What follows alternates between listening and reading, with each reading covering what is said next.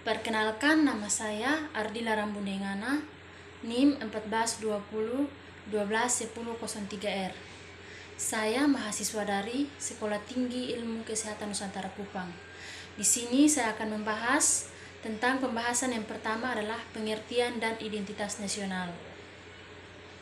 Yang pertama, identitas nasional merupakan suatu ciri yang dimiliki oleh suatu bangsa yang secara filosofi membedakan bangsa tersebut dengan bangsa lain. Kemudian untuk pembahasan yang kedua, sifat-sifat dari identitas nasional. Identitas nasional bersifat buatan dan sekunder.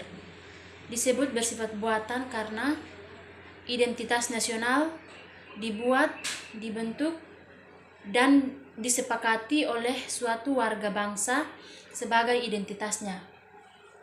Sementara bersifat sekunder karena identitas nasional lahir belakangan jika dibandingkan dengan identitas kesuku bangsaan yang telah memiliki identitas primer yang berbeda-beda.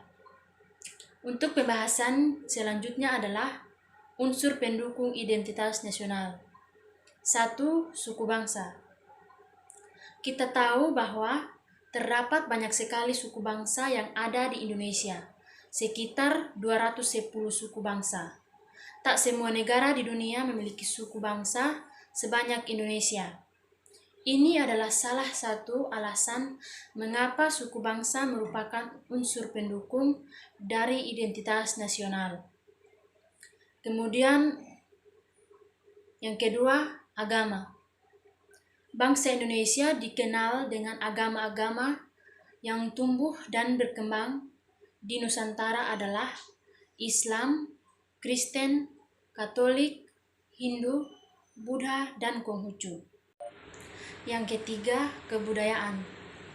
Kebudayaan nasional Indonesia adalah budaya yang dihasilkan oleh bangsa Indonesia sejak zaman dahulu hingga kini sebagai suatu karya yang khas dan dibanggakan. 4. Bahasa. Bahasa digunakan sebagai sarana interaksi secara lisan, tulisan, maupun gerakan. Untuk pembahasan yang terakhir, bentuk-bentuk identitas nasional sebagai jati diri negara kita. 1.